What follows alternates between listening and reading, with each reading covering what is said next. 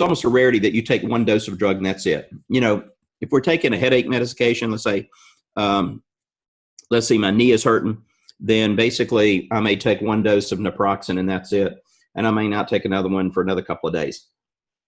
But a lot of people, what we're doing is we're looking at them taking multiple drugs, okay?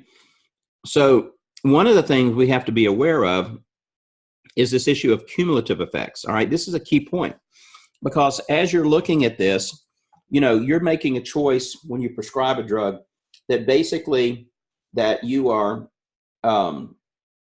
you're anticipating that the person will take the drug according to the directions that, you know, that's provided. And this is going to get them to a point where that they will, you know, there's not going to be accumulation.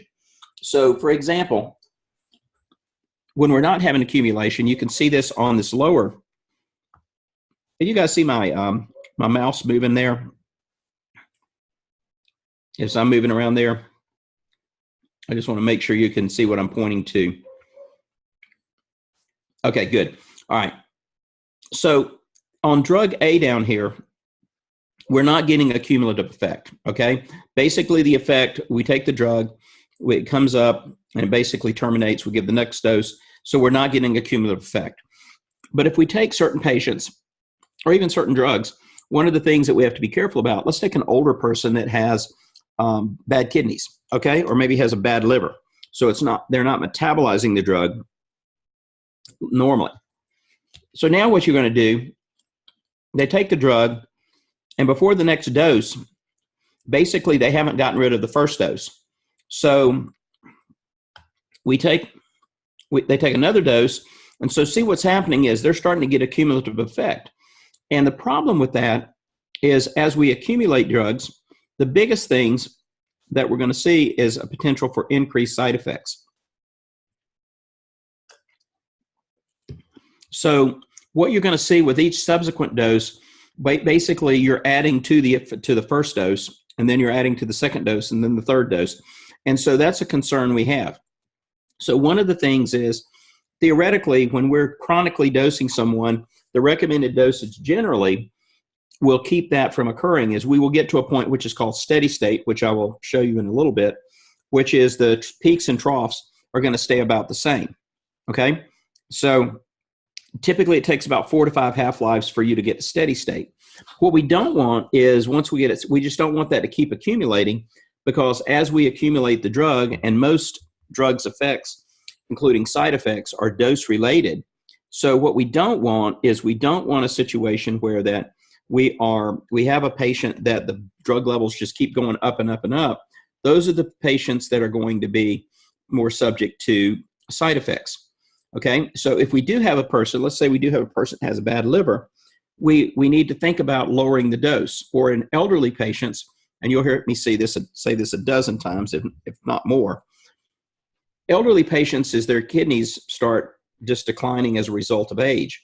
So sometimes elderly patients are more subject to side effects because what happens is literally they are accumulating the drug. The drug is having a cumulative effect, which means that with each dose, we're getting a higher dose and we are getting more drug in the body, which is going to cause the side effects. So here's some examples of the additive effects. So we had 2 chemicals, 2 drugs, both of them taken together simultaneously. And so this is what I was talking about earlier. So A produces this effect. You can see it here. B produces this effect. When we combine the two, then we get a pretty predictable effect of about the additive effects of that one. Okay, so this sort of basically demonstrates the additivity effect. Here's a synergistic effect. A and B both are producing about the same amount individually, but when we give them together, what we're going to do is we're going to get a much greater effect. So this would be, this little dotted line would be indicative of it was an additive effect, but this is a synergistic effect. Okay, we have to be careful about drugs that have additive effects, but we have to be especially careful about those drugs that have synergistic effects because the response can be that much greater.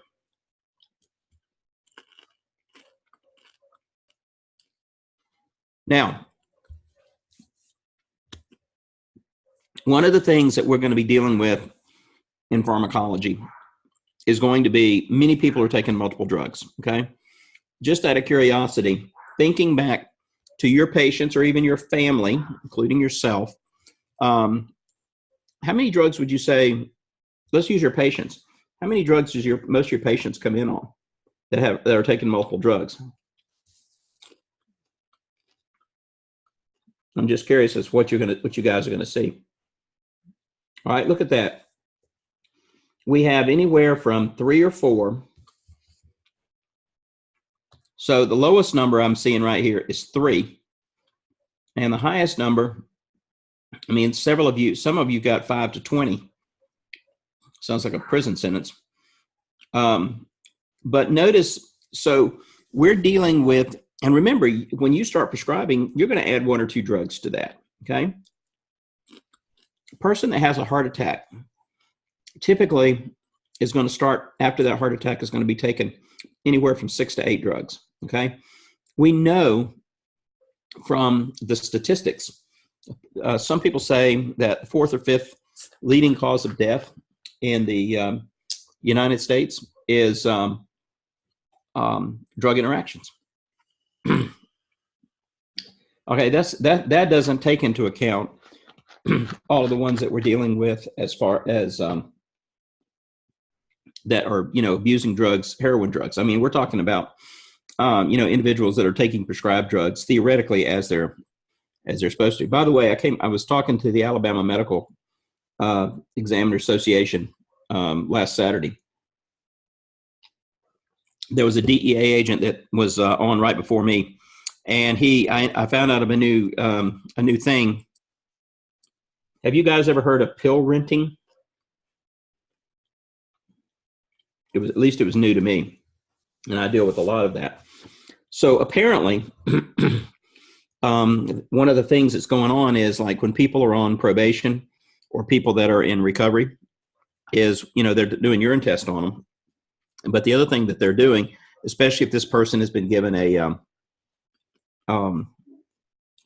scheduled drug, is they have to bring their pills in, and the person that is their probation officer or the counselor basically will count to see if their pill count is correct. So they know when it was prescribed, and they'll count out. Well, apparently some people that continue to abuse the drugs, their pill counts are not going to match up. So now what's happened is some people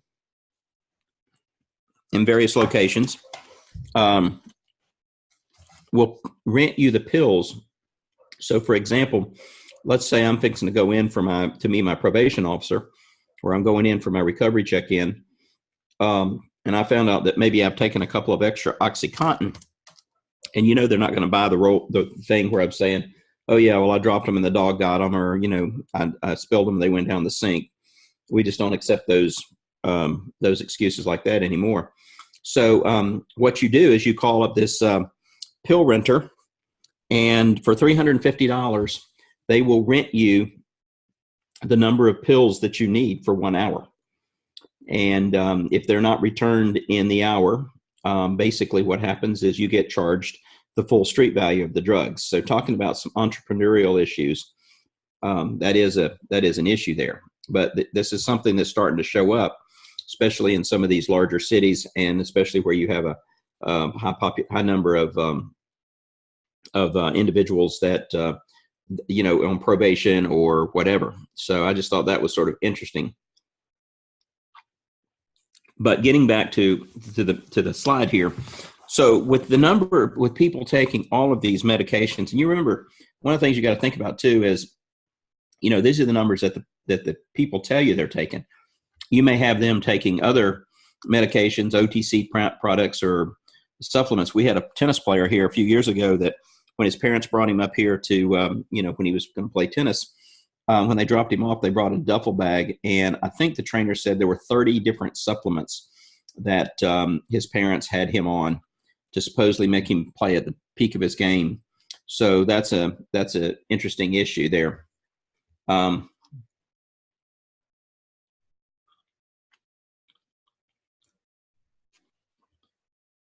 So anyway, Amber, I don't know if you typed a message or something, but it didn't come across there. I don't know if that was just an error or something, or you were trying to ask a question.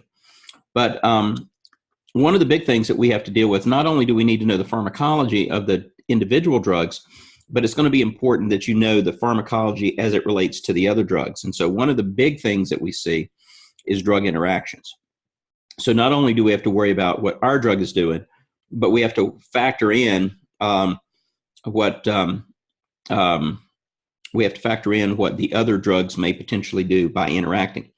So things that we will talk about, excuse me, things that will, I'm getting this little tickle in my throat, which is kicking in here. So what we're going to talk about is how drugs may interact. And one thing would be that we could get that one drug or a drug could interfere with absorption of another drug from the site of administration. I'll give you a couple of examples as we go through this. So one example of this would be if I'm taking Tums, an antacid, sometimes these antacids can actually tie up the drug so that when I go to, if I take another drug and I'm taking antacids, then the antacid will inhibit the absorption of that drug. Another thing that could happen is sometimes an antacid could change the pH, which could, with an altered pH, could change the ionization of the drug, resulting in it being not absorbed well. Some of these anti-cholesterol drugs, one of the things that we have to be very careful about is that some of these drugs that are sort of fat blockers can sequester or tie up the drugs that somebody's taken. So that's a couple of big things. From another standpoint is people with fentanyl patches. A few years ago, it came out like older people that had fentanyl patches on, let's say they had dislocated their shoulder or maybe had shoulder surgery. And so they had surgery, and then they were on a fentanyl patch. They had the fentanyl patch on their shoulder. And so these people would put like a heating pad or a hot water bottle over the shoulder that was hurting. And if the fentanyl patch was there, we actually saw that increased the absorption, and people actually got toxic on it.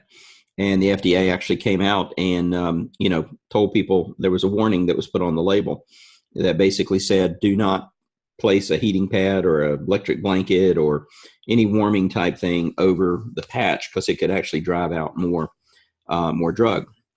One thing is altered protein binding. A lot of our drugs will be highly protein bound. And when I say highly protein bound, the general accepted amount is about 90% or higher. So if a drug is 90% or higher, that is considered high protein binding.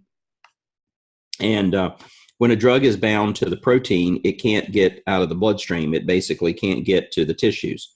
But we can have issues where another drug can come in and displace it from the protein, which therefore may raise the free drug concentration. We'll go back over all of this as we're going through some other things. So another thing is people that have liver problems, their liver may not be making protein, so the amount of protein they have may go down, which means for a given dose, there would be more protein, less protein for the drug to bind, so there'd be more free drug. So people could have a toxic reaction by absorbing more drug or having more drug actually leave the bloodstream and go into the tissues. Altered renal secretion, there's certain drugs may reduce renal blood flow. Certain drugs may damage the kidney. The last two we'll spend a good amount of time on before this class is over, but drugs that either inhibit or induce metabolism. So we always worry about somebody taking a drug that may inhibit the metabolism of the drug that you're prescribing, which could result in a cumulative effect. And then sometimes we can have drugs that may induce metabolism, so they actually kick up the metabolism. And with an induction of metabolism, what can occur is the drug may be metabolized quickly. And when it's metabolized quickly, then the drug may be subtherapeutic effect. Okay? So these are some things where we can have potential drug interactions. So let's take a look at protein binding to begin with, okay? This is one that we will worry about quite a bit. And it's something that when you know that the drug that you are prescribing, or if a person is on a drug that is highly protein bound, you have to be aware of this, okay? So what happens is that we have, in particular, one of the concepts with protein binding is that when you take a drug, it gets absorbed into the bloodstream. In the bloodstream, you have what is called free drug, or you have bound drug. Some drugs will bind to albumin and a couple of other proteins that are present, but albumin is always a big one because of it's the most dominant protein there. So what you have to remember is that when the drug is bound to the protein, it's too big to leave the bloodstream. So key points here is only the unbound or the free drug. Unbound or free drug are essentially the same. Only they can diffuse through the capillary wall. So otherwise, it's too big. Okay, when a drug is bound to the protein, that combination is too big for that to go through the capillary wall. Okay, that's number one.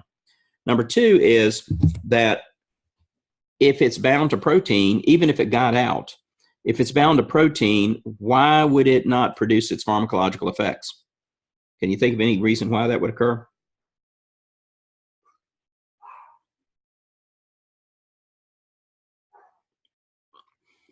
Okay, a key point is, remember when we have an effect, it's sort of what you're talking about, Jason. And Abdullah, you got it too. So what happens is that when the drug is bound to the protein, it won't fit onto even if it got out into the tissues, it won't fit on the receptor, mainly because the protein is sitting there and prevents the receptor from, literally it's like if you were to take some modeling clay and stick your key into the modeling clay and then try to stick it in the lock, it's not going to work. Maybe you get it to go in the lock to some degree, but because the clay is there, it's just not going to fit into that lock the way it should be. So it's that when it's bound to protein, it's sort of a conformation change, but really it's just a big bulky entity there that won't fit into that receptor site.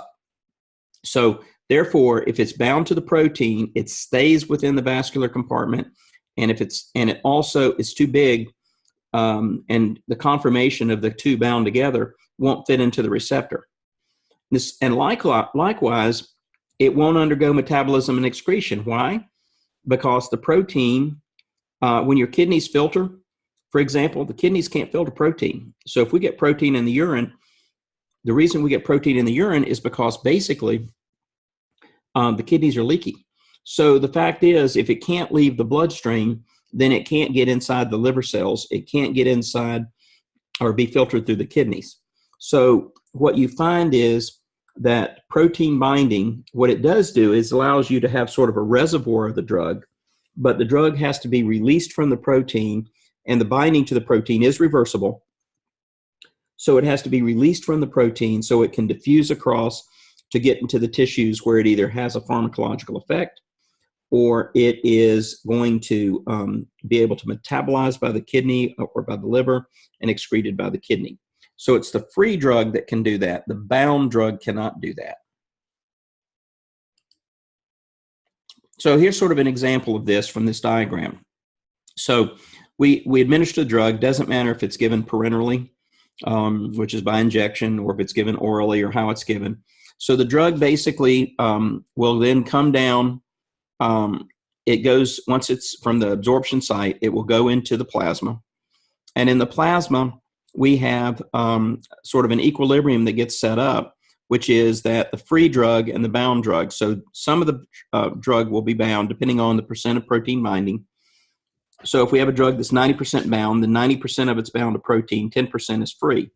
That free drug, it can go out to be stored in body fat. That's one possibility. It may go interact with the receptor.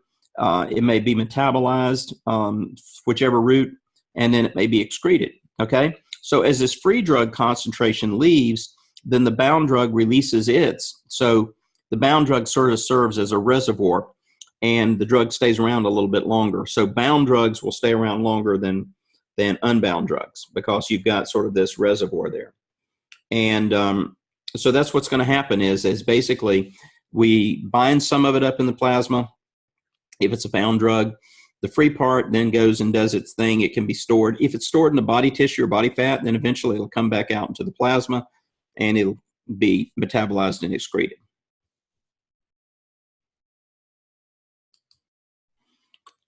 So when we have extensive binding, and again, most people say extensive binding is usually defined as about 90%. Basically what it means is the drug stays around longer because you're able to sort of store temporarily drug on those protein binding sites. And so as you finish up with the free drug, you have some sort of in the plasma that'll release and become more free drugs. So what we find is highly bound drugs will stay around longer. So they usually have a longer duration of action.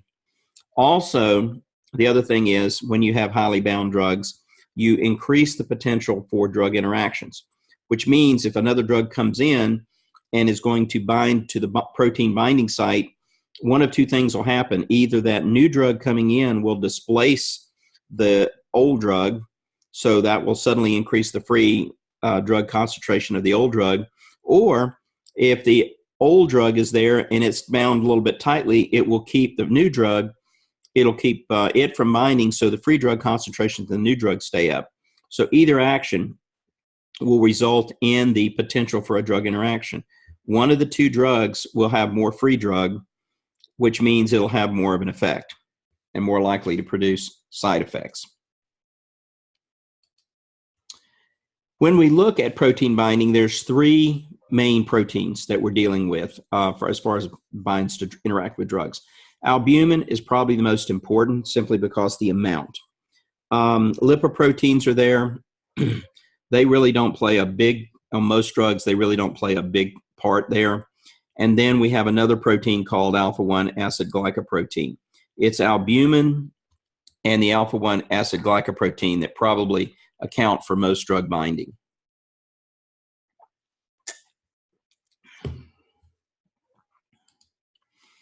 So again, albumin is the most important protein, mainly because of its amount. It will bind both acidic and basic drugs, so it affects both of them. And one of the things that we have to be careful about is in certain disease states can affect protein binding. The biggest one that we worry about is probably a hypoalbuminemia, where that we get a reduction in albumin. So if we have a reduction in the protein, then that means there's less protein for the drug to bind, which means for a given dose, we're going to see a greater event that can occur because there's going to be more free drug, okay? Now, can you think of any disease states that would produce hypoalbuminemia?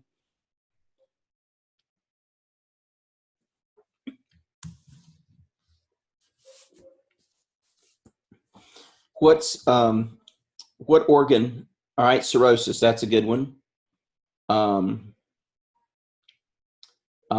So really any liver dysfunction, because the liver, if the liver's damaged and cirrhosis absolutely would be significantly, but other hepatitis could do that. So if the liver is damaged and not functioning, then what can happen is that it's not going to produce albumin, and therefore you develop a hypoalbuminemia. Another thing that we really don't see diabetes with the liver, but diabetes, if it affects renal function and damages the kidneys, yes, it could. So with the liver, we can have liver damage so that you're not getting albumin made. We can have kidney damage where we're losing protein. And then another thing would be just malnourishment. So malnourishment, if we're not eating enough protein in our diet, we're not going to get those type of effects. Okay, so hyperalbuminemia doesn't occur very often. Typically if we had hyperalbuminemia, we would probably be looking at a subtherapeutic effect because there'd be a lot more protein there, and so there would be less free drug. Arnold, you asked what illegal drugs bind and show up in a blood test. From a standpoint of all of the illegal drugs, we don't really correct for or worry about albumin levels. The drug test that we're looking at for a urine test, I'm trying to think if any of the abused drugs really have high protein binding, and I'm thinking that I'm not aware of that they do. But if they, the point would be is that when they measured the plasma levels, they may not measure when they're doing the test, that if it's bound to protein, it may not pick up with regard to that. But I'm not aware where the albumin interferes with that test. Okay, then with lipoproteins, some may show up longer than others, but that would be because I'm not so sure it's so much as protein binding, it's some other things that can occur from a standpoint of their fat solubility more so than that. With lipoproteins, there are some drugs that will dissolve in the protein core. Usually this is not very much. It doesn't make a big significant difference. But the alpha-1 acid glycoprotein does. It binds primarily basic drugs, whereas albumin tends to hit both acidic and basic. There are some agents that do bind to alpha-albumin that you would be aware of. I'm not going to ask you which of these drugs would be there, but on the alpha-1 acid glycoprotein. But for what we see is things like chlorpromazine, imipramine, nortriptyline, those will be bound by alpha-1 acid glycoprotein. What we do see is the alpha-1 acid glycoprotein typically will be altered. People that are injured or stressed, maybe rheumatoid arthritis, it can be altered there.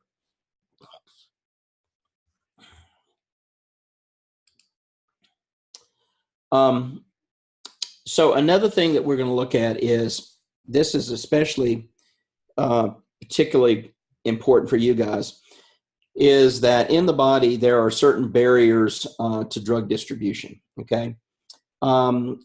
Basically, one of the big ones is the blood-brain barrier. The blood-brain barrier is basically a capillary membrane that is less permeable than other capillaries in most other capillary beds. Basically, the capillaries, it's the structure of the capillaries that is sort of different. So what we have with the blood-brain barrier is basically the capillaries are really, really tight with very little pores and spaces between them, compared to some other ones, which that's not the case. Basically, what we find is also the capillaries tend to be covered by myelin, which is another thing that prohibits or inhibits penetration. So for a drug to get across the blood-brain barrier into the brain, typically it has to be lipophilic, and almost every drug that you prescribe is going to be lipophilic because it's designed to get across to the brain. And the other thing we want is that it has low ionization, that it's not charged. Highly charged molecules tend to be repelled. But typically what we see, drugs are relatively small molecules compared to other things. And so most of the drugs, all of the drugs that you'll prescribe will be lipophilic and can actually get across the blood-brain barrier. Now, in some cases, we do see that disease states can alter the permeability. For example, somebody that has meningitis, you can get inflammation, which makes the blood-brain barrier more porous, more permeable. High blood pressure, sustained high blood pressure can cause permeability changes. But typically, the blood-brain barrier is going to keep a number of drugs. For example, it'll keep catecholamines. Catecholamines can't cross the blood-brain barrier. Another barrier that we worry about in women is the placental barrier. We always have to be careful. Lipophilic drugs will tend to penetrate into the fetus, and so that's always a concern with these drugs, because if someone is pregnant, some drugs we don't want to give to those individuals. Ideally, we'd like to avoid all drugs, but there are some drugs that will actually cross the blood-brain barrier and can produce birth defects. And so that's a concern that we have. This is a diagram of what the blood-brain barrier looks like. Here's the capillary, and you see that this junction is very, very tight. What we find also is that the um, this is the anastrosite, which actually covers this. But basically, what we have is things that go through are either lipophilic or they may have to go through a carrier-mediated transport mechanism.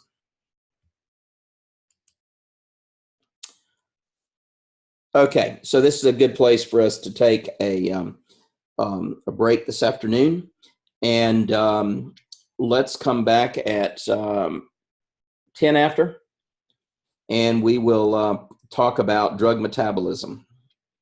Okay?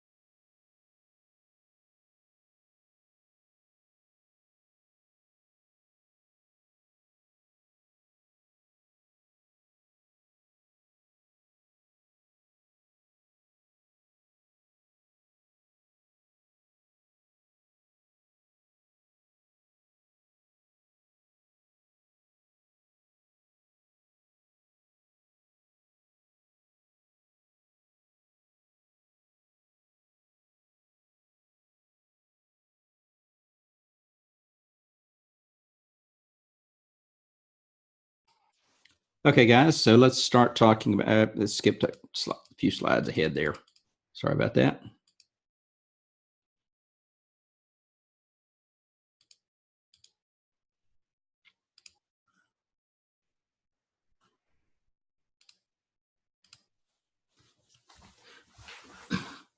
Okay, just checking to make sure you guys can hear me okay. Is that, we good?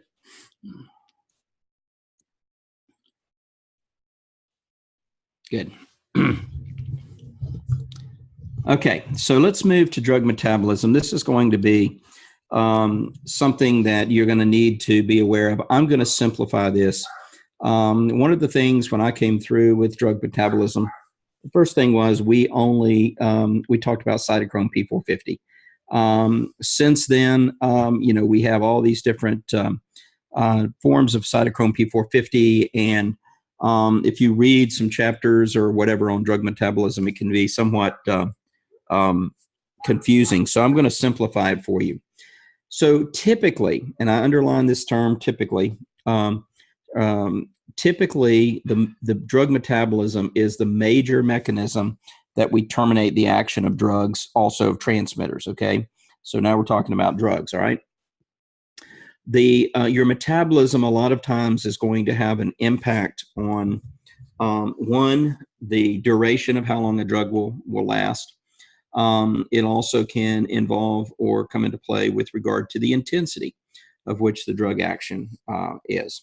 So metabolism is going to be very important. We depend on metabolism. So when we give a drug pharmacologically, we're anticipating that we get an effect from that drug, and we are going to, then the drug will be terminated. And so we basically will have an idea based upon knowing metabolism of what the drug will do. Okay, it's very predictable. We in most cases it's predictable.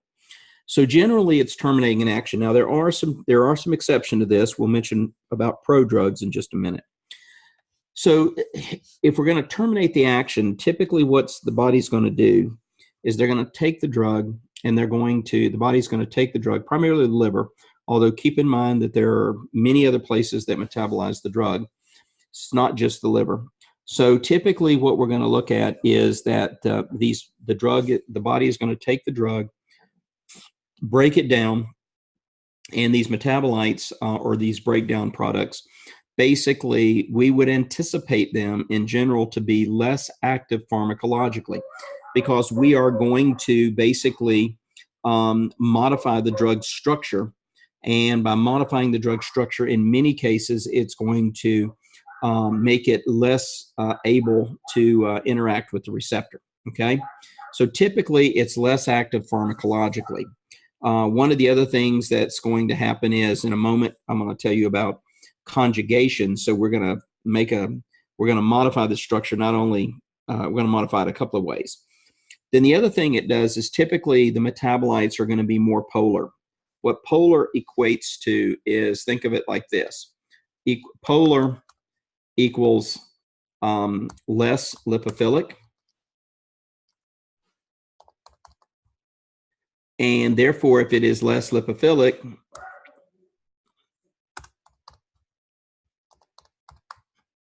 it generally is going to be more hydrophilic. Now the importance of that is that means lipid drugs are not going to go into our kidneys. Most of the way, if lipid components, if we excrete them, they're usually going to go out through the feces, unless there's some other modification. But we're going to excrete most of our drugs through the kidneys, or a good portion of them, and those metabolites. And so the point becomes that by making a drug more polar, makes it more water soluble, which means it can basically dissolve in the urine and we can excrete it. So that's an important thing. But how does the drug do it? We're going to talk about that. Now let's talk about one exception though first. Many times there are several drugs that, including several that you may prescribe, we get what is called active metabolites, okay? Or we may have a situation where we have prodrugs. So a prodrug is basically a drug that we start off with the parent compound that has little or no activity, but then gets activated to an active compound by the body. Okay, so a prodrug is an activated compound, and a active metabolite is a breakdown product. Okay, now these active metabolites eventually will be metabolized to inactive metabolites. But one of the things we have to keep in mind is that these active metabolites can significantly contribute to the action of the parent compounds. So one of the things that I've given you as an example of that is several of the selective serotonin reuptake inhibitors can actually prolong the action of the parent compounds. So several of those SSRIs have active metabolites, which sometimes the metabolites are a little bit weaker than the parent compound. Sometimes they may be actually more active than the parent compound. But nevertheless, those eventually are going to, can contribute to the action. And sometimes we have to be careful because what can occur is that if these active metabolites accumulate, then basically they could produce toxicity, because it basically is, it's just almost like adding to the effects of the parent compound. Sometimes these active metabolites can be toxic, and probably one of the best examples of that is acetaminophen, Tylenol. This is why we limit how much Tylenol you should take every day, is because as your liver breaks down Tylenol, the liver actually is breaking it down to a toxic metabolite. And if that accumulates, then it can damage the liver. And in fact, one of the things to keep in mind is one of the reasons that the liver and the kidney are very susceptible to damage is because they are processing all these toxins and waste products. And so that they're getting exposed to those quite a bit. So we have to be aware of active metabolites, toxic metabolites, okay? Prodrugs, we do have drugs that are prodrugs. And why do we use prodrugs, or why do we like prodrugs? The reason that they're used is sometimes it's hard to get. So for example, there's some estrogen compounds that in the stomach, we can't use the estrogen itself because the stomach would break it down. So what we do is we use a protected estrogen. Premarin is one of those. We actually get Premarin from the urine of pregnant mares. The pre is from the pregnant, and the marin part is from mares. And that is actually a conjugated form of estrogen. And so we can use that because the conjugated form, when the stomach and the liver break it down, it actually releases the active form. So the prodrugs we use sometimes to get the drugs into the system, which we couldn't. Sometimes the active component may be actually toxic in the stomach. And so by doing a prodrug, we protect the stomach.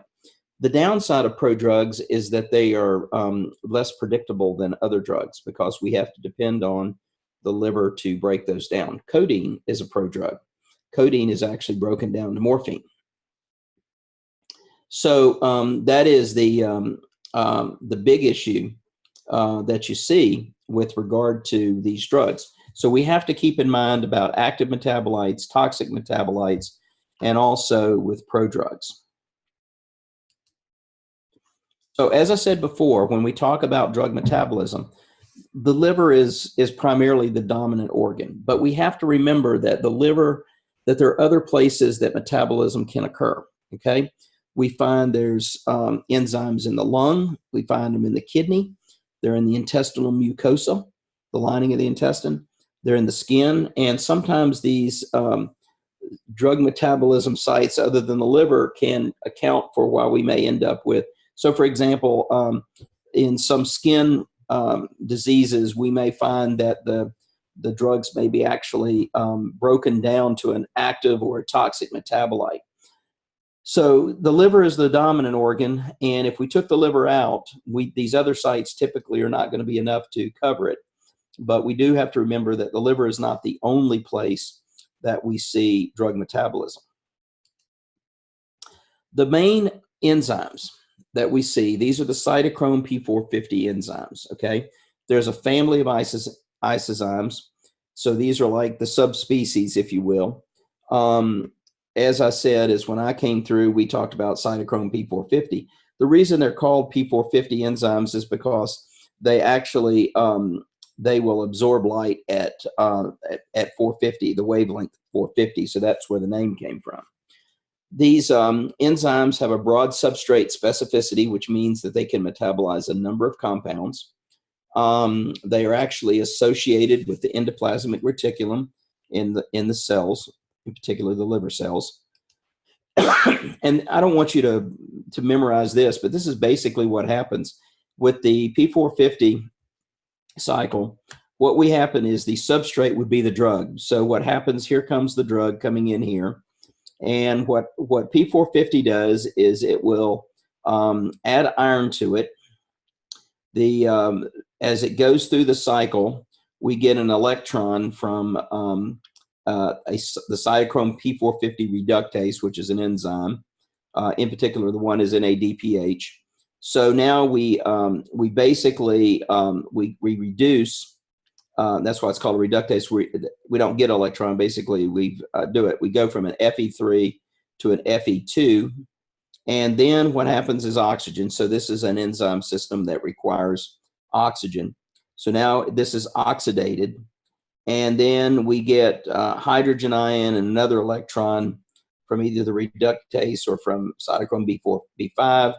So now we're looking at Fe2 plus OOH and the drug. We add a hydrogen ion and take the an HO off, and then that forms a ferrous oxide or ferric. I can't remember which it is, ferric or ferrous or ferric oxide with the drug. And then basically what happens is that adds an oxygen to it, and then that's metabolized. We recapture the iron and start it back over. So that's basically how it works. And again, I'll put that up there so you can see it. I'm not going to make you know any of this. It requires oxygen. It requires iron. And these enzymes can basically metabolize a number of different compounds. All right. Now, I do want you to be aware of this. So when we look at the cytochrome P450, one of the things we do is we know we have these different isozymes. And one of the things that has been interesting is we've been looking to see, and as we put new drugs out on the market and everything else like that, one of the things that we look for is to see which pathway they go through. So if you look at the importance of the particular enzymes, what you see is this. Cytochrome P3A is going to probably be involved in slightly over 50% of drug metabolism. Okay, so about a little over 50% of the compounds will be metabolized by cytochrome P3A. Okay, the other big one we have is 2D6, cytochrome P2D6. Probably accounts for metabolism of maybe roughly about a fourth. So if you look at these two, between cytochrome P3A and cytochrome P2D6, what we really look at is that accounts for probably about 75% of the drugs metabolized. And then we also have other ones like 2E1 and 1A2, cytochrome P2C. Those, probably account for the other roughly 25%. If we look at how much is in the liver, if we actually measured, people actually measured this, we see just about, a little less than a third of the total liver is cytochrome 3A. And if you add the 2D6 to it, so this counts for, what's that? About not quite a third. I mean, this would be maybe a little under a third. So about a third of the total enzymes account for about 75% of the metabolism. Rebecca, I was looking back to your question. You were asking, so is the SSRI the parent compound? Yeah, the SSRI would be the parent compound. All right. So let's look at what happens with this metabolism by the cytochrome P50. All right. We have two phases of metabolism primarily. All right. So in phase one, what's going to happen is we're going to take the drug and we're basically going to either expose or we're going to unmask. I should say we're going to either unmask or expose, or we're going to add in a reactive compound, okay, a reactive site. Let's use the term site. All right, so what's going to happen is when a drug goes in, it's going to be oxidized, reduced, or hydrolyzed, and that is going to create, by either inserting in a reactive site or by unmasking a site which makes it reactive. So that's what happens in phase one. Phase two is what we call the conjugation reaction. And in phase two, what's going to happen is we're going to put one of these big bulky molecules onto that reactive site. So think of it this way. In phase one, we're either adding a little bit of glue or we're exposing some glue. And then we're going to stick on this one of these large bulky molecules, typically something like glucuronic, sulfate, glycine, or acetate. Okay, probably the two most common ones we see is, we call it glucuronidation, which glucuronic acid gets stuck on there. So when we stick on this big bulky molecule onto this reactive site, so it's like we expose a spot that's sticky and then we stick this big molecule on it, it makes the drug or the metabolite is polar and bulky. And the point becomes is that a bulky substance is not going to bind because of this big conjugation, conjugate, which is glucuronic acid or sulfate or something. That's going to change the conformation which the drug won't fit into the receptor. Okay, so the first phase one, we're going to expose or we're going to insert a reactive site. Phase two, we're going to stick something on that reactive site. That's basically drug metabolism simplified. So when we add on this big bulky molecule, we call that conjugation. And so that's going to decrease pharmacological activity, typically because of it is too bulky for it to bind to the receptor. And it's going to make it more polar, which means it's easier to excrete. Okay. So when we look at these conjugation reactions, we have glucuronide conjugation. That typically is going to occur in the liver. And then what happens is the metabolites go into the bile. Then they're carried down to the duodenum, and we'll talk about what happens to them. In particular, sometimes they may, these metabolites may be subject to a phenomenon known as enterohepatic recirculation, which we'll talk about in just a moment. If it's not glucuronide that's stuck on there, it may be sulfate, okay? And sulfate is probably the second most important reaction. Glucuronide, pretty much it's hard to saturate that pathway. I mean, it just keeps going. Sulfate, we only have a limited amount. So sulfate can be saturable. If you've got drug going through that, we will end up sort of clogging it up, if you will. But either way, what happens with sulfate conjugation or the other, eventually metabolites become highly polar and they get excreted in the urine. Now, the glucuronidation may go into the may go back into the intestine through the bile and go into the intestine and then reabsorbed and then excreted through the urine. All right. So there's another phenomenon you need to be aware of. It's called first pass metabolism. How many of you have heard of first pass metabolism?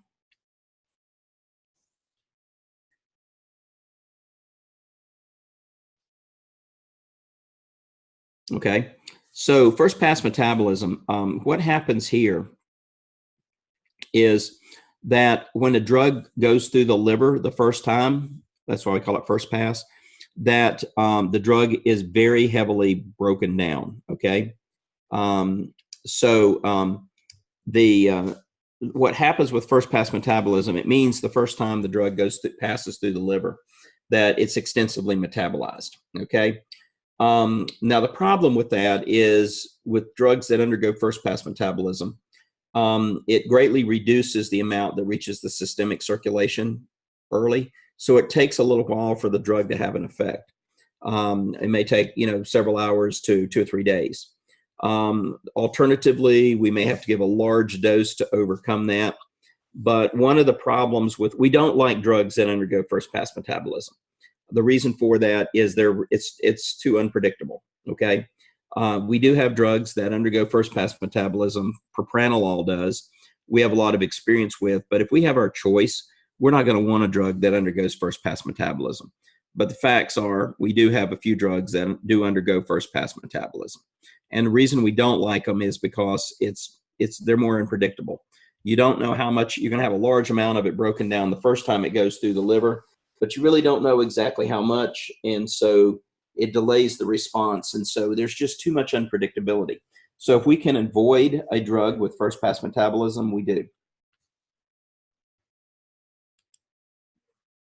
So here's what happens with regard to when we're looking at a drug. So here the person has taken a dose. It comes down into the intestine. It goes across the gut wall and basically goes into the portal circulation, enters the portal vein. It's carried to the liver where that's going to be broken down or metabolized. And then the remainder of it is sent to the circulation for the drug. And so what first-pass metabolism can do is affect its overall bioavailability. It can reduce the amount of drug that is present with that. So we have to be aware of that.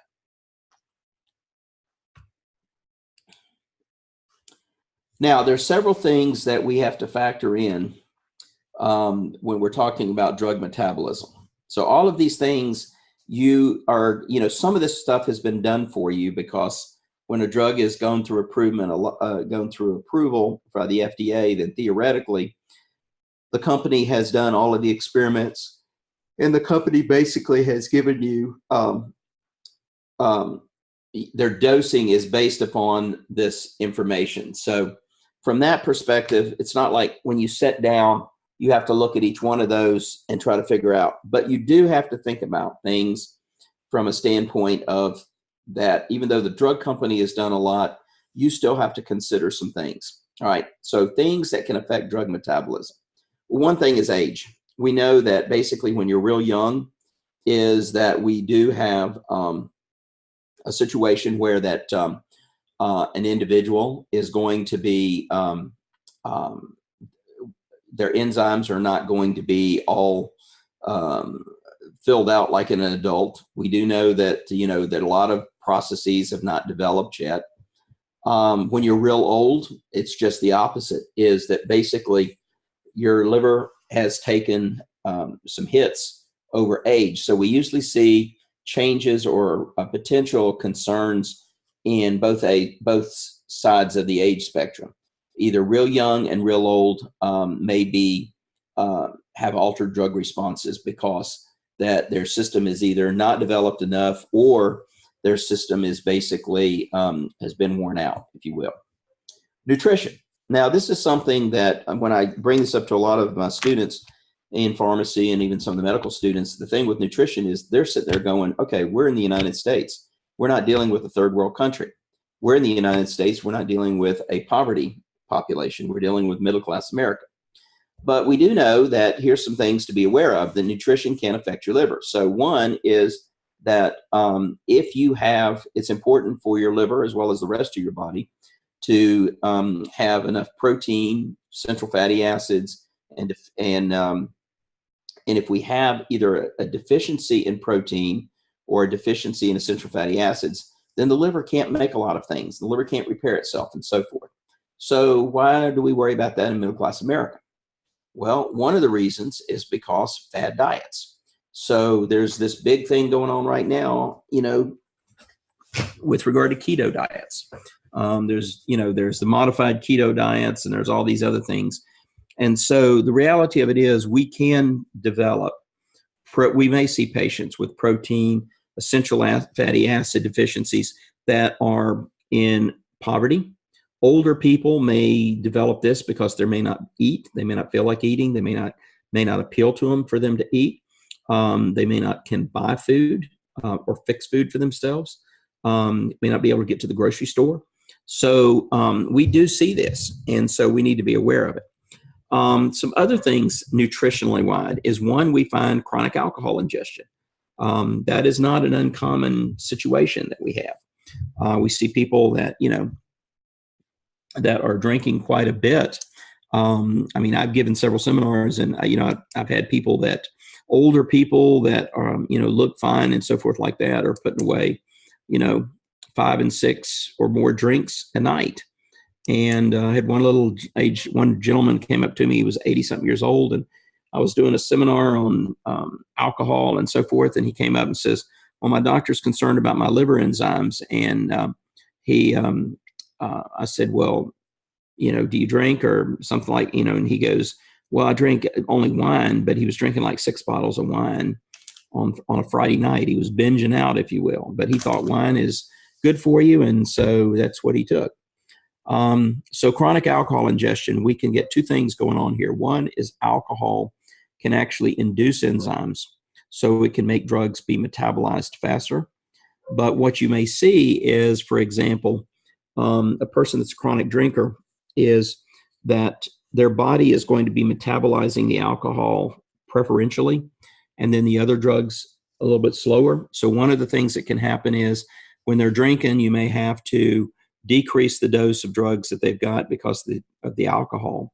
On the other hand, when they stop drinking, their enzymes stay elevated for 4 to 6 weeks. And if the alcohol is not there, then now the enzymes only have the drug to worry about, which can mean that they may be subtherapeutic. And then you've got, over several years, you've got the concern where that someone has damaged their liver, developed cirrhosis or hepatitis, which can interfere with drug metabolism. So chronic alcohol ingestion can affect drug metabolism. It's an inducer, plus it can cause liver damage. And then the other thing is certain things like grapefruit juice.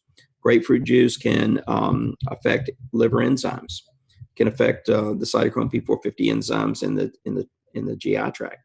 So one of the things that we find, in elderly people like to drink grapefruit juice. I've been told the reason they like it so much is because they can taste it. As you get older, your taste buds tend to sort of decrease. And so that's a big issue, is that if they're drinking grapefruit juice, we may find that can be affecting their enzymes. So that's something. And sometimes they will tell you, "Well, I don't drink grapefruit juice, but I eat grapefruits. So I don't do the juice, but I just eat grapefruits and I squeeze but that can still occur. That can still have an effect." Pharmacogenetics, for years, people have talked about that we were going to be able to identify, the rate of which we've known about pharmacogenetics, because we've known for years, even with some of the old tuberculosis drugs, we've known about fast and slow metabolizers. Okay. We've moved up a step. So now that we can identify, and there's several ways in which to identify which enzymes. I think you're going to see more and more of this when you look at chemotherapy. There's a big thing about identifying the genetic background of these individuals. And by identifying the genetic background, basically, we're finding that, you'll be able to do that. Jason, Jason made a comment, is that there is a company that does genetic testing for psychiatric medications. And that is one of the things that people are doing. I just had, in fact, a lawyer contacted me a couple of weeks ago and was wanting to know if we could determine the rate of metabolism of some compounds or some drugs that this person had taken. So one of the things is that there is a question with regard, Jason, you bring up a good point, is that some of these companies that are, their claims that they're putting forward and so forth, I'm not sure we're quite there, but it can help us explain sometimes if someone is a fast or slow metabolizer, and help us adjust some dosages. If we know ahead of time that they have a polymorphism in one gene, for example, we know that people that have a polymorphism 2D6 is that codeine is not a good drug for them because codeine is metabolized to morphine by that enzyme. So in some of those people, the codeine will not have any pain relieving effect. So it can give us some information. I'm not sure it's up to the claims. I haven't looked at their particular claims, but there's some bold claims. There are some, your term bold claims is true. There are some bold claims with regard to these type of things. So pharmacogenetics is going to be an issue that can come into play. And also, we always have to take into account comorbid conditions. Cardiovascular, cardiovascular can come into play because we have to worry about the drugs that we prescribe. Could they have a negative influence on cardiovascular? We have to worry about the drugs that the person is on for their cardiovascular disease. Does it have an interaction with the drugs that we want to prescribe? Cardiovascular disease can, for example, affect blood flow to the liver. It can affect blood flow to the kidneys, which therefore may affect how the drug is metabolized and excreted. So comorbid conditions, one of the big things we worry about is the medications they have on for these comorbids. What type of interactions do they have with what we're going to prescribe? Hormones, estrogens and progesterone have, but probably one is the thyroxine can affect the metabolism. Obviously, when you're looking at somebody that is their thyroid gland is affecting all things of metabolism, so that can come into play. But we also see there's a number of other drugs that we've got a couple of things. We got three things going on with other drugs. One is if you have multiple drugs going down the same pathway, that's competition for the metabolic pathway. We have some drugs that will induce enzymes, which basically increases the amount of enzymes that are there, so metabolism kicks up. We have other drugs which inhibit the enzymes, so the metabolism goes down. And so we're going to talk a little bit about those. Let's start off with enzyme induction. And so enzyme induction, basically what we have, there's an increase in the enzyme activity. So what's happening here is that another drug actually stimulates the production of the enzymes. Okay, so we get new enzyme, which means we have more enzyme. So our biggest concern there is that if we have an increase in the enzymes, then the drug tends to be metabolized a little bit quicker. We see this with alcohol. People that can drink a lot more alcohol, if they've been drinking, their tolerance goes up. And part of the reason is the alcohol is inducing the enzymes that metabolize alcohol, which means it's breaking down the alcohol sooner. So they seem to be able to handle a lot more alcohol. One of the things that you guys maybe have to worry about is certain drugs that we use for mood stabilizers. Carbamazepine, for example, Tegretol. Basically, when you start giving it, one of the things you got to worry about is that it induces enzymes. And so what happens is that as the person has been on it for a few weeks, that they may actually be metabolizing it quicker. And so as a result of that, that may be an issue, okay? Another thing that can happen is sometimes somebody's on birth control. They're taking a drug that induces enzymes. What can happen is it can make another drug ineffective. So people could be on birth control, and because of enzyme induction, may actually, the birth control may not be enough. It is possible that you may have all of the enzymes induced, or it may just be a specific group. So it's possible to have a normal 2D6, but an induction of 3A4.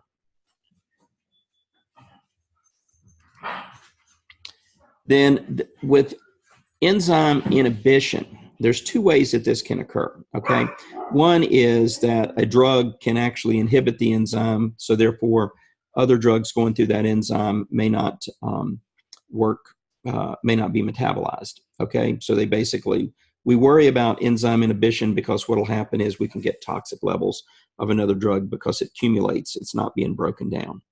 And the other thing that can happen is what we call co-substrates, which means that you've got, think of a one-way street, is that when you've got multiple cars trying to go through a one-way street, it's going to slow things down. So that can happen where that an enzyme may not inhibit the, or a drug may not inhibit the enzyme, but because it's going through the same pathway, it may slow down the metabolism.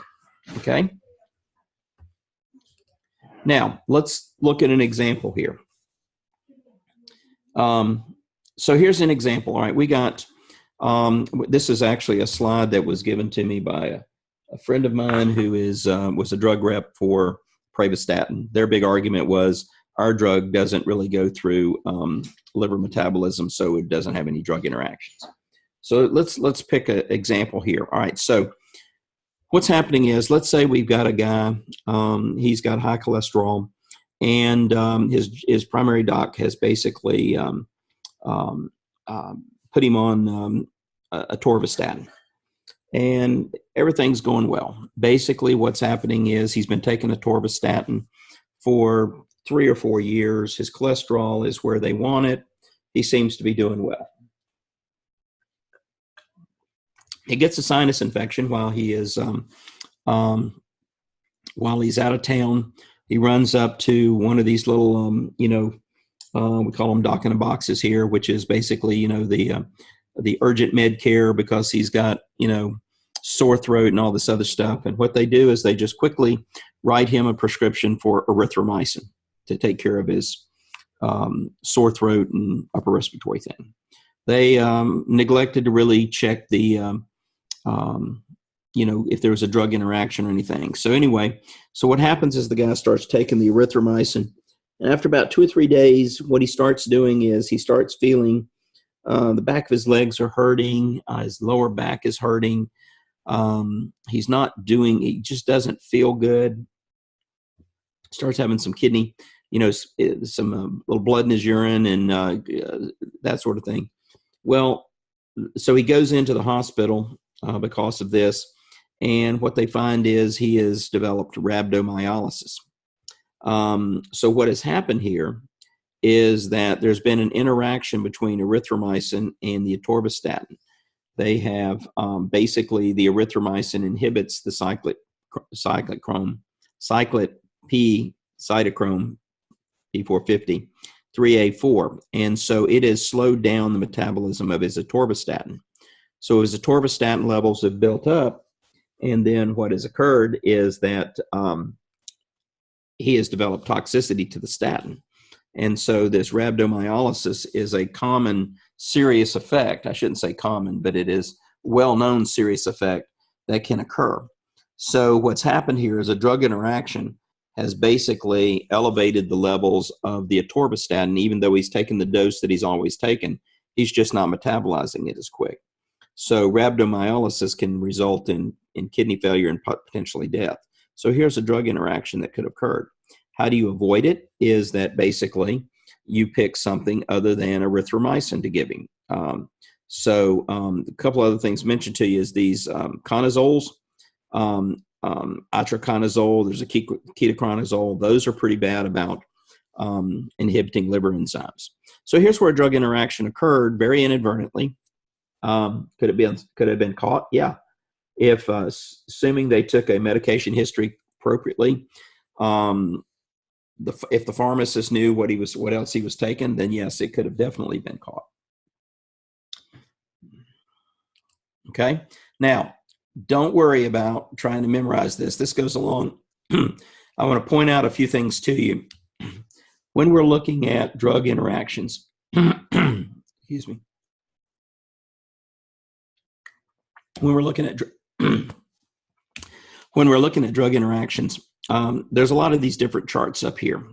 Number one is notice when we look at inhibitors, cimetidine. Does anybody know what cimetidine is? Tagamet, right. So basically it's an over-the-counter acid reducer. And notice cimetidine is an inhibitor of 1A2. It's an inhibitor of 2C9. I'll go 2D6. It's not, but here, look at here. So cimetidine. So that means that that's a potential drug interaction, which is why it's important to find out if someone is taking one of these over-the-counter drugs. If they're taking cimetidine, you want them not to take it. You can take some of the other related ones like famotidine or something like that, which don't adhere. Notice these conazoles. So fluconazole, ketoconazole, that azole type thing, a lot of those are inhibitors of 3A4, which is one of our major enzymes that we have. Grapefruit juice, omeprazole. Omeprazole is another one of these acid reducers, okay? So 3A4 inhibitors, you've got cimetidine, the conazoles, you've got grapefruit juice and omeprazole, okay? And there's a lot of others there too, okay? Remember that these two enzymes, 2D6 and 3A4, metabolize an awful lot of drugs, okay? Look right here, fluoxetine, paroxetine, haloperidol, thioridazine. These are all drugs that you could potentially prescribe, are all inhibitors of 2D6, okay? So again, what I want you to know, I want you to be aware of this, cimetidine and grapefruit juice. Those are the two, because those are typically, and over the counter. I would also like for you to be aware of omeprazole, but grapefruit juice and cimetidine are two of the big ones that we have. So look at these inhibitors here. For example, anything that's inhibiting here, you've got risperidol that goes through here.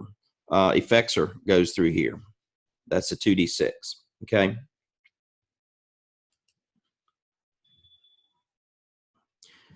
Okay, now, as we're metabolizing these drugs, as I said a little bit earlier, some of the compounds, when they go through the liver, basically they're broken down by the liver and they go into the biliary area. They go into the bile, okay? Most compounds metabolized through the liver will go to the bile, and then the bile will carry them to the small intestine in the duodenum. Remember, the bile duct empties right there where the pancreas does. So what happens is most compounds are excreted through the bile. They go into the intestine, they get absorbed by the blood, and then they're excreted by the kidneys. A small number of compounds may actually be excreted by the feces, but most of them will be excreted through the kidneys, okay? Which sets up for this. And so what we're going to do is we're going to talk about intrahepatic recirculation. Then we'll take our last break this afternoon. But here's what happens with intrahepatic circulation. All right, we're going to start off with somebody's taking a drug, which is indicated by the blue pill here, okay? The little blue circle. So the pill comes down to the intestines, all right? And basically, it gets absorbed into the portal vein. We showed that earlier. So the pill goes to the liver, and then it gets metabolized. It goes through phase 1 and phase 2, and it gets glucuronidated, okay? That's the phase 2 portion. So now the pink pill represents the molecule, the drug molecule that has been metabolized. So it's metabolized. It enters the bile, goes down through the bile duct, which is excreted, empties into the small intestine, okay? Normally, this is going to be carried off and be excreted. But with some compounds, what happens is that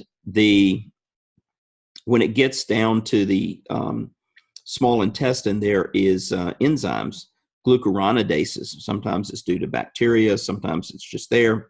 So the glucuronidases take off that glucuronide, and we're back to the parent compound. So what happens is the parent compound gets reabsorbed, and then it will be basically picked up on and carried on through the hepatic vein, go out through the circulation. So the thing about it is that when we have, this is called enterohepatic recirculation. It's enterohepatic because it's staying within the liver, but it's where the liver's getting rid of it, but then it gets changed in the intestine and gets reabsorbed as an active compound, okay? So what's going to happen here is basically we're going to see, the drug is going to get in the blood because when it goes, it gets broken down in the intestine, gets reabsorbed, gets to go there, and this is what we see. So here we see the drugs being absorbed, we get the peak concentration, and normally this would just go on down and be until it gets down to 0, okay? But with intrahepatic recirculation, what happens is when it gets here, it's like taking a second dose of the drug. We're not getting the same dose because we have metabolized some of it. So see what happens here is it prolongs the action. So drugs that are subject to intrahepatic recirculation may stay around longer, and we may actually see a second peak. Typically, we'll see a second peak in the plasma, So that can prolong the duration of the drug if it's undergoing intrahepatic recirculation. All right. So this is a good place for us to take our afternoon break. Let's come back at 10 after the hour. Look over this intrahepatic recirculation and make sure you can follow it and see if it's making sense, okay? Also, any of the things that I've looked at before, just that's why I'm giving you a little bit longer. Actually, let's come back at quarter after the hour because I want you to look over liver metabolism and I want you to look over this intrahepatic circulation. So relook at it to make sure that you're following and you're comfortable with that, okay? And before I go on break, rest of y'all can go. Marissa, you should have gotten the questions for this afternoon. Did you get those? Okay, good. And we'll do those at the end of the session today. All right. All right. So let's come back at quarter after the hour. But look over those few slides we've had before to make sure you understand it because it's going to be important. Okay. So I'm going to see you guys at quarter after the hour.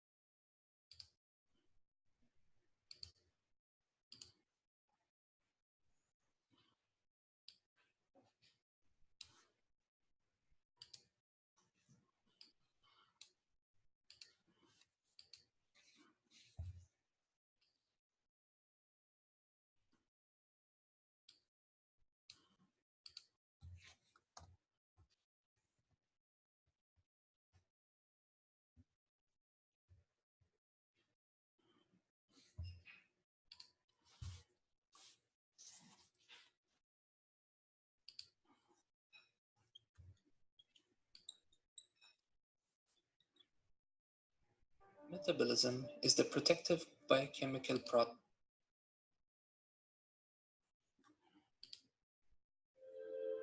After swallowing an aspirin tablet, it will go on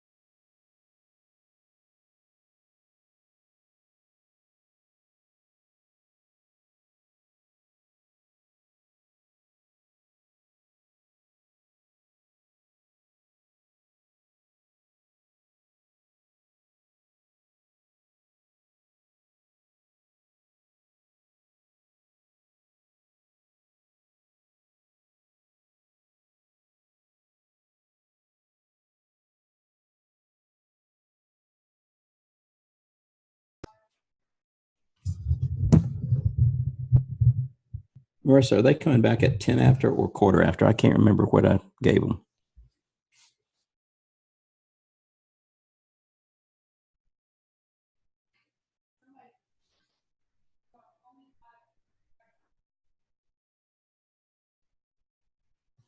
That's what I thought. Thanks.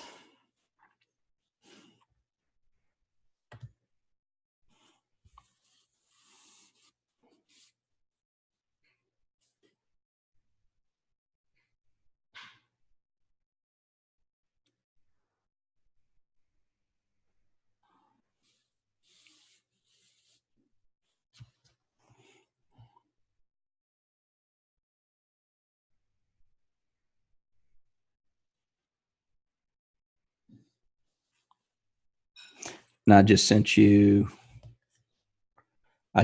some links for tonight if you'll post those video links.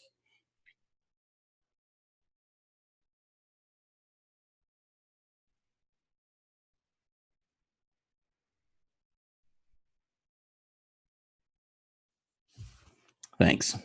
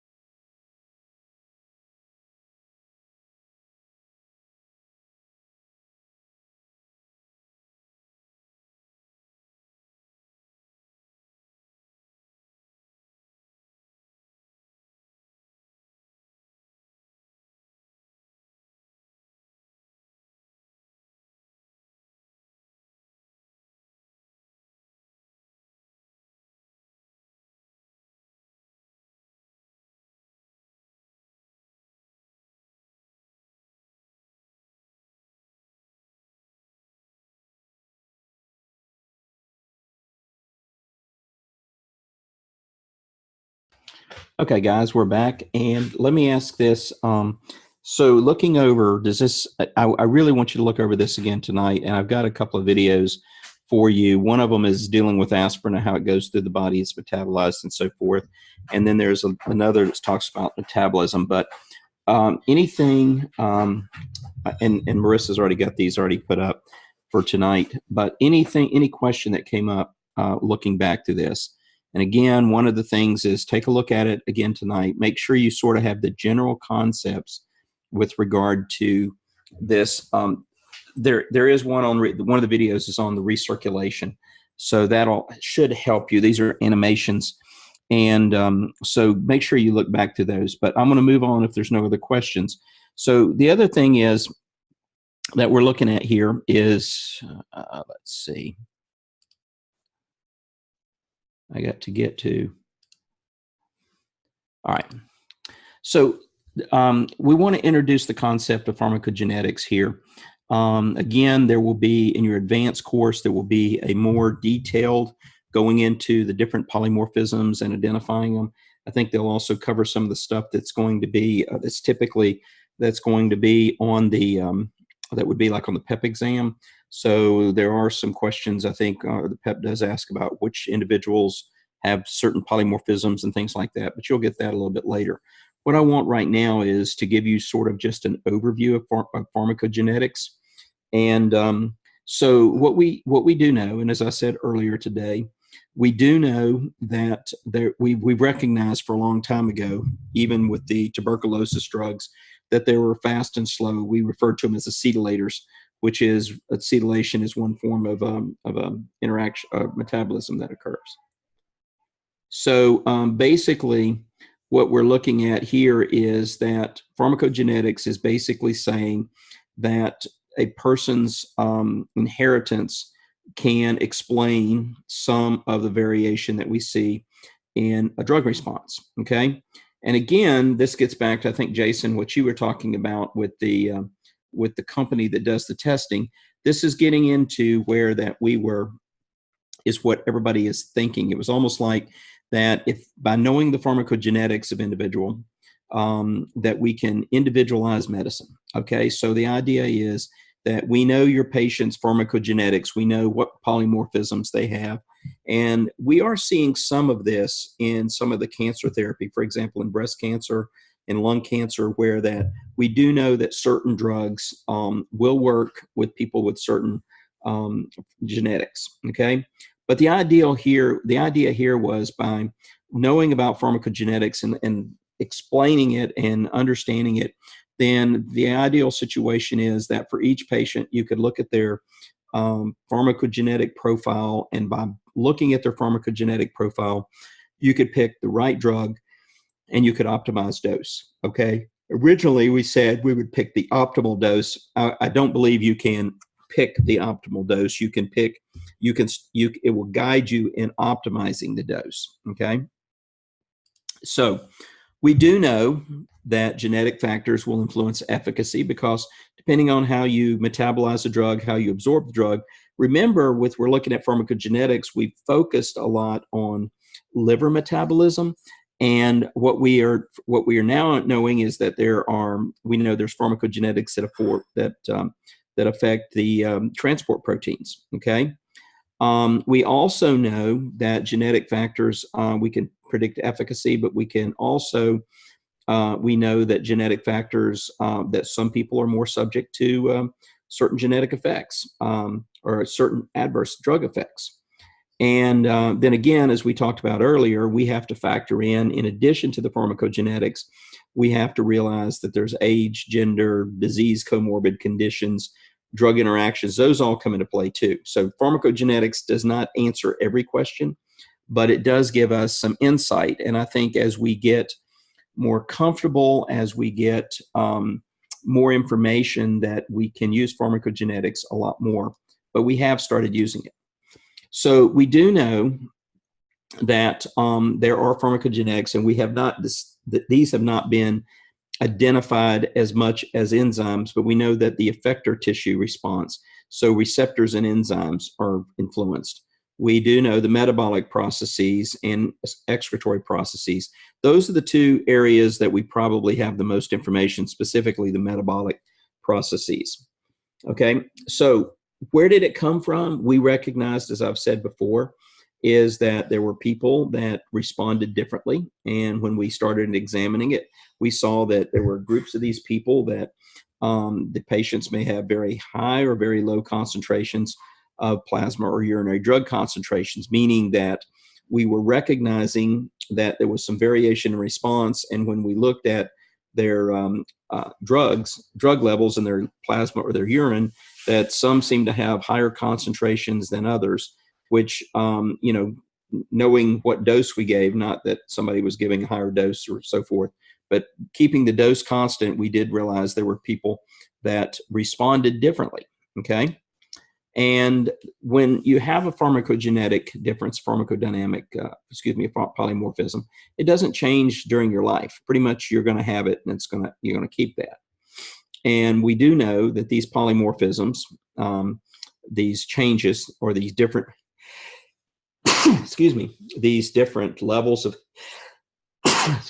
these different enzyme levels and so forth, we do know that those are, that they are going to affect not only the pharmacokinetics. Remember, pharmacokinetics is the ADME, absorption, distribution, metabolism, and excretion.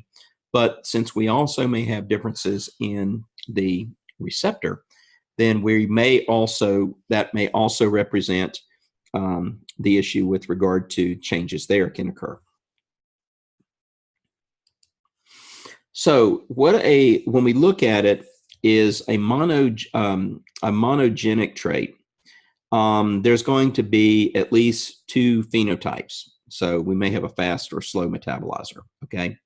Neither is rare, and the frequency is at least 1%. Now, the reason for these polymorphisms, most people say that it ensures survival of the species. So, for example, if something gets hit with a toxin, those people that are able to metabolize it would live, and so it wouldn't wipe out, the entire human race. That's the reason that people give it to it. But remember, too, that we've got a lot of inter-individual differences. We see inter-ethnic, we see racial differences, different drug responses that are there.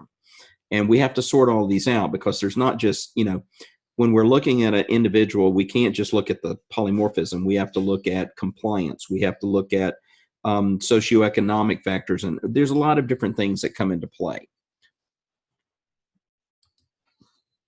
So a monogenetic trait, I said a minute ago, is a monogenic. It's monogenetic trait. You have one aberrant gene, okay? So with that, at least one aberrant gene, you're going to see that there is specific subpopulations that can be identified. This type of trait is very easy to detect, because basically there is subpopulations, okay? When we start getting polygenetic, then you start seeing a lot of different genes that are involved. And what we find is that there's a lot of different permutations that can occur, which makes it very difficult to detect these inheritance of these things, because of so many variables that are changing. And again, this has given us, as far as drug metabolism, is an explanation that there are distinct subpopulations that will metabolize specific drugs differently. Typically, we are going to describe these individuals as either poor metabolizers, which means they are metabolizing very slowly, or we describe those as normal metabolizers or extensive metabolizers. So again, when we talk about a poor metabolizer, we got to compare it to somebody. So therefore, in the past, we talked about slow and fast metabolizers. But there's some characteristics of these that we can sort of generalize of what to expect. Now, I'm not going to ask you to remember these type of things, but just to give you some examples, on the CYP3A, remember this is 3A4 is the enzyme that probably metabolizes a large number of drugs. We find that there is approximately 75% of whites, 50% of blacks can express 3A5. Okay, so 3A4 may be fine, because what we see is 3A5, most of the drugs that go through 3A5 get metabolized by 3A4. So if you can express the 3A5, we've got a backup enzyme 3A4, so probably doesn't make a big difference. And so we don't really know the clinical significance of it. It's one of these observational things, but does it really come into play? As of now, I'm not aware of anything that says, you know, what we would need would be possibly a drug that only goes through 3A5, and by going through 3A5 and not being metabolized by 3A4, then that might be a clinically significant thing. But most drugs that are metabolized by 3A5 go through 3A4 anyway. 2D6, this is again one of the, you know, when we look at 2D6 is a very important enzyme. If you get caught on a test and you don't know how to choose about which enzyme to choose, then the best bet would be just choose 3A4 2D6. Unless there's some weird one that, you know, that is there. But typically most drugs are going to go by 2D6. So what we find, here's some examples of what we see, that we have people that are ultra rapid metabolizers. And so what happens here is they may have suggested they may have multiple copies of the gene, which therefore they make a lot of the 2D6. And what happens here is that basically with these ultra rapid metabolizers, we typically get an inadequate therapeutic response because they're metabolizing and breaking the drug down so quickly that you know, basically we don't get a prolonged response. Now, what we may have to do is those people may take we may have to give them a large dose of drug or a continual amount of drug. Nortriptyline goes through this, and so we may see some people with nortriptyline that have this particular effect. Whether a polymorphism is relevant. Now we got to talk about a couple of things here, just sort of put them out. So there's an issue of there's a scientific interest of, is it a significant change or whatever from a science standpoint, but there's also the clinical relevance. We may see significant scientific changes that can be reported, but as far as what it has to do clinically, that's the big thing we're interested in, is that when we have a polymorphism, do we have a clinical relevance to that? And what determines that a lot of times is, for example, one thing may be, what is the role of the enzyme in the drug disposition? Is this a major pathway? Is this a minor pathway? That's going to be important for us to know, okay? Does it produce active or toxic metabolites? How does it affect the therapeutic index? Does it come into play as far as a dose? In other words, do we see this affecting the dose-response relationship? We have to separate that there could be some variability that is not due to the polymorphic variation. In other words, is there other enzyme, are there other inducers or inhibitors or other drug interactions or something that may account for this polymorphism? And the other thing is that we may identify polymorphism. One of the questions that then is going to come up is going to be really an issue of, for example, can we use it to titrate the dose up? Is it a piece of clinical use for inflammation? So when we look at, let me look at this. Yeah. So I want to cover a few more slides here tonight, but I want to leave you all time to finish it, give you some time for this post-test that we're going to give you. So when we look at predictions of what happens if we have a poor metabolizer, what's the consequences? Okay, so what we could see is on the left-hand side of this chart, various things. We could have their poor metabolizers, which means if they have first-pass metabolism, it doesn't do very much. Does it affect the bioavailability? Does it elevate plasma levels? Those are things that we see that can occur. But the big key, what I want you to focus on, is what I've got in red over here, okay? Typically with poor metabolizers, we have an exaggerated drug response. The reason for that is because the drug accumulates, okay? So we're not breaking it down, we're not getting it down. So one of the things that happens is we tend to have more of an incidence of side effects because we're not breaking it down. So there's a potential for drug toxicity, okay? We also see that there is a prolonged drug effect. We're not breaking it down. And when we don't break it down, it accumulates. We get drug toxicity. We get exaggerated drug response.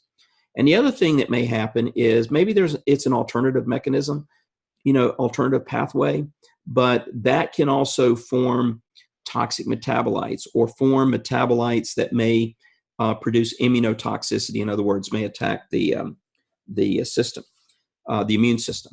So if I were to sum it up with typically what we see with poor metabolizers is basically it's going to be an exaggerated drug response because the drug accumulates. Okay, that's it in a nutshell. So what about the ones that are extensive or ultra rapid metabolizers? Okay, there's a lot of different things that can come into play. For example, there may be multiple substrates and inhibitors competing, but bottom line is typically what we see with the extensive or the ultra rapid metabolizers is more likely we see therapeutic failure. Okay, so with the poor metabolizers, we see drug toxicity because the drug or metabolites are accumulating. With the ultra rapid metabolizers, what we're seeing typically is therapeutic failure because we're basically breaking down the product so quickly that we don't get a high enough concentration there. Now, let's just go through. There's a lot of different ways. You'll hear there's what we call basically compounds that we can use that will tell us where there is a polymorphism, and one of them is dibrecyquin spartine. So if I suspect someone has a metabolism issue, I can use these different compounds that we can give them to the patient and see how they metabolize them, and that'll tell us if there's a polymorphism. So just to give you some examples, and I'm not going to ask you what these examples are on the test, but for example, in antipsychotics, we find that certain patients would have a polymorphism that's been identified by dibrecyquin spartine, is we find that these people, when given haloperidol, basically the haloperidol doesn't break down. So when patients have a polymorphism here, they're poor metabolizers. Basically, we see a greater incidence of extrapyramidal symptoms when they're given haloperidol. They're more likely to exhibit that. We find that risperidone in these poor metabolizers, the first pass metabolism is impaired, so the drug isn't broken down as quickly, and we see decreased oral clearance, so we see potentially more side effects in those that have that polymorphism. Antidepressants, we see poor metabolizers, we have increased plasma concentrations of tricyclics, more side effects. The ultra-rapid metabolizers, basically what happens is giving them normal doses, they never reach a therapeutic level. So we have failure. With opioids, I mentioned codeine. We find that poor metabolizers, they don't break the codeine down to morphine, which is the active component. So therefore, the analgesic effect is not as good. So these are just a few examples of these consequences of polymorphisms. Okay. All right. So let's stop here tonight. And here's what we've got. Tomorrow morning, we're going to pick up on drug transporters. We're going to talk about polymorphisms on these drug transporters and so forth. So number one is, in just a moment, Marissa's going to put up the 4 questions today for this afternoon session.